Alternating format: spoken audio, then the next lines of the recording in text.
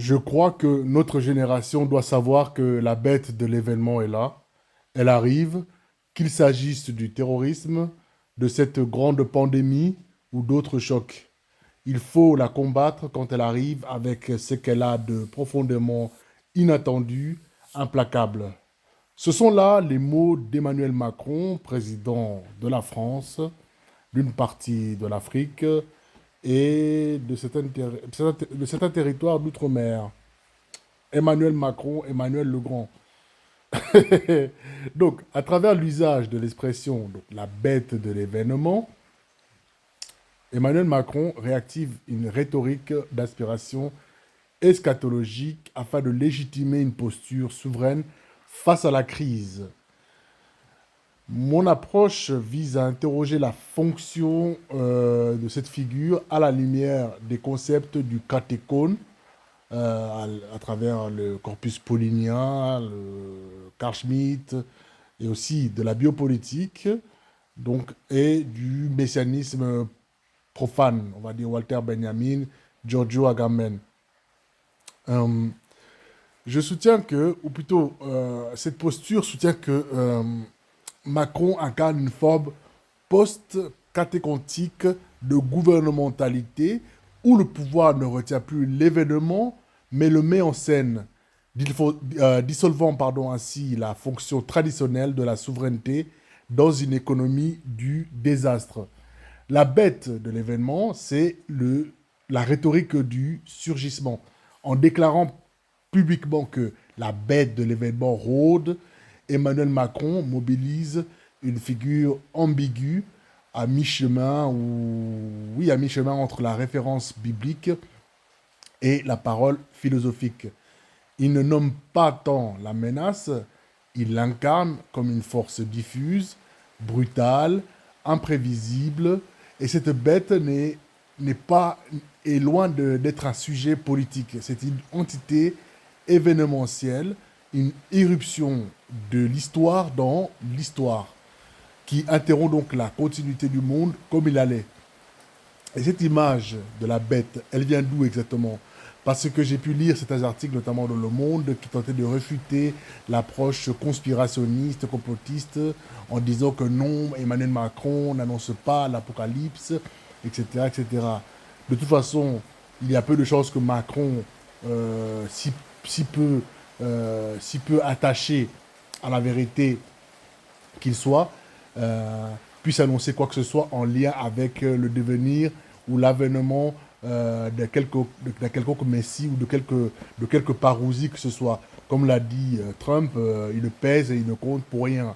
Donc, roi de l'Afrique, c'était juste une expression comme cela, quoi. En fait, en vérité, on ne s'attend à rien de sa part. Mais tout de même, féru de références littéraires, de références bibliques, etc., philosophiques, il est toujours bon de regarder l'ombre portée d'Emmanuel Macron pour avoir un peu, puisqu'il marche quand même dans les pas perdus des structures de pouvoir, de savoir un peu comment tout cela fonctionne, de quoi il en retourne, comment la gouvernementalité se structure au moment où nous parlons. Bah, donc la référence, elle est biblique, vous savez bien, puisqu'on on a déjà évoqué la bête de l'Apocalypse, Apocalypse 13, donc Ectes Thalases Terion Anabayon, donc la bête qui surgit donc des eaux, qui incarne donc le pouvoir idolâtre et persécuteur. Elle monte de la mer, ou un gros orage là, elle monte de la mer, la bête, elle séduit les peuples et elle parle des blasphèmes. Ensuite, c'est une référence aussi, vous l'avez vu dans la série de vidéos autour du catéchone et de la question juive, à l'aube de la grande nuit, etc. Euh, la bête est théologico-politique. Elle préfigure l'antéchrist, la figure de la perversion du salut, telle qu'elle apparaît dans la seconde épître de Paul aux Thessaloniciens, chapitre 2, versets 3 à 7, où sa manifestation est retenue par le catéchone. La bête, c'est aussi l'image du pouvoir sans sujet, une forme de violence immanente qui surgit comme une logique dans l'ordre des choses. Donc, quand Emmanuel Macron emploie cette expression, Il s'inscrit dans une tradition de dramatisation de la souveraineté. Il ne gouverne pas l'événement, il en scénarise la brutalité pour se présenter comme celui qui emporte le poids, sans nécessairement l'endiguer. Il y a chez Macron une tentation messianique claire et avérée, qui relève de sa perversion narcissique, certes. Ensuite, disons que le catéchone est la figure scripturaire du frein eschatologique. La même référence, donc 2 Thessaloniciens 2, verset 6-7, l'apôtre Paul annonce que la révélation de l'homme d'iniquité, donc la figure de l'antéchrist, donc de l'anomie, est suspendue jusqu'à ce que celui qui le retient soit ôté. Et ce concept, il sera repris, évidemment, comme vous le savez, plus tard, au XXe siècle, par Carl Schmitt, notamment dans Nomos de la Terre, dans le droit des gens du Ius Publicum Europaeum. Donc, ce droit qui structure finalement l'Europe au moment où les Européens cessent de faire de la guerre entre eux et qui annonce le monde westphalien, c'est-à-dire le monde où l'Europe gouverne, l'Occident gouverne au détriment du tiers-monde ou du reste du monde. Donc, Carl Schmitt fait donc du catéchone l'archétype de l'ordre chrétien européen. C'est un pouvoir souverain, donc l'Empire chrétien romain, qui retarde l'effondrement de l'histoire et suspend la fin. Le catéchone, c'est ce qui donne, au sens schmittien, un sens à l'histoire chrétienne en tant qu'elle dure encore. Ça, c'est dans le glossarium. Ensuite, le catéchone, chez Schmitt, c'est l'agent du non-effondrement, on peut dire. Il ne sauve pas, il diffère, retarde, stabilise, etc. Il agit par rétention du mal, non par sa négation. Et il faut bien entendre ce sens de rétention. Donc, gouverner sans retenir, ça c'est comme cela qu'il faut comprendre peut-être la politique post-catéchontique d'Emmanuel Macron. Parce que Emmanuel Macron, évidemment, ne gouverne pas à la manière du catéchone. Lui, il ne retient pas la bête. Il la nomme, et cette nomination est précisément ce qui fait écran à toute politique du frein.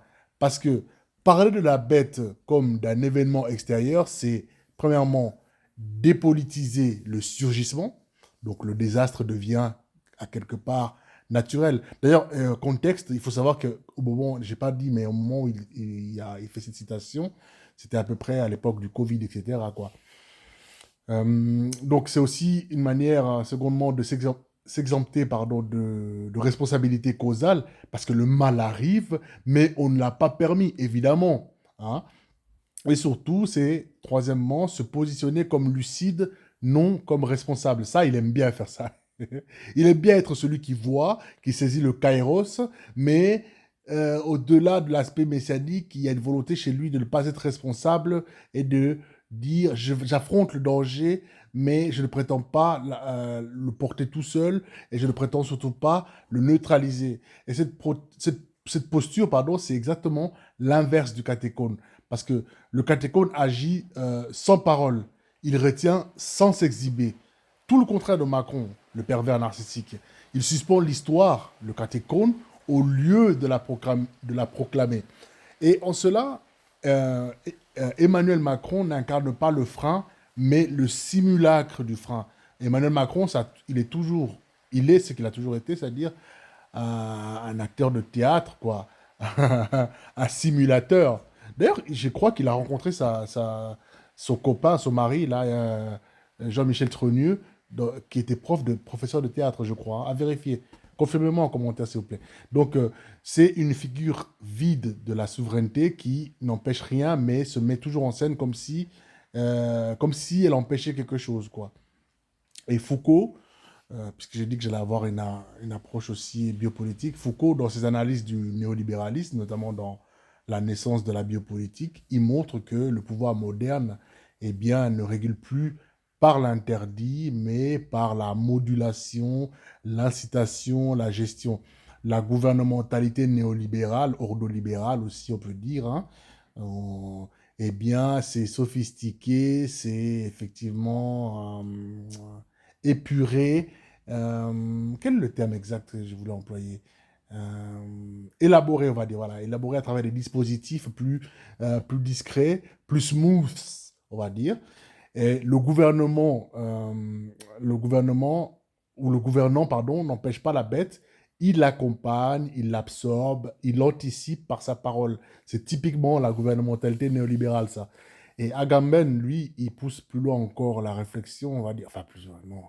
Mais l'État moderne, en tout cas, pour Agamben, ben, eh bien, gouverne en déclarant la crise, par exemple. Il produit l'état d'exception comme la normalité et fait de la menace un dispositif de légitimation. C'est exactement ce qu'on a pu observer pendant le délire covidien, le délire des covidios, donc la covidiotie ou la covibania, où les gens étaient devenus complètement cinglés. Moi, j'ai observé le phénomène, mais vraiment avec une distance critique. Je ne me suis même pas exprimé, je même pas prononcé un seul mot, parce que dès que j'ai vu la chose arriver, j'ai dit, ah ouais, c'est bon. On est rentré directement dans un processus de légitimation. La bête, voilà, la bête n'est plus l'ennemi du pouvoir, elle est sa ressource, hein. Avant, on a pu utiliser la peur du terrorisme, là, c'était la peur la peur d'une bestiole, d'une bête, en l'occurrence, une bête venue du fin fond des fosses nasales. Enfin, bref, Benjamin, lui, sur le concept d'histoire, dit que le messianisme n'accomplit pas le temps, mais l'interrompt. Or, le pouvoir macronien, lui, ne suspend rien. Il prolonge la catastrophe sous couvert de lucidité. Donc, on peut conclure en disant que Macron ne gouverne pas contre la bête, il gouverne, tant s'en faut, il gouverne avec elle. Il parle son nom pour s'inscrire dans l'événement sans jamais le freiner. Et ce pouvoir-là, en ce sens, ce pouvoir-là est post-catéchontique, post-souverain, théâtral, mais creux. Et c'est exactement la définition d'Emmanuel Macron. Et c'est pourquoi le catéchone est mort. Ce qui reste, ce sont donc des acteurs qui parlent comme s'ils le retenaient, mais qui ne font que gérer les ruines, administrer le flux, légitimer l'irruption. Voilà le monde ou l'héritage de Macron.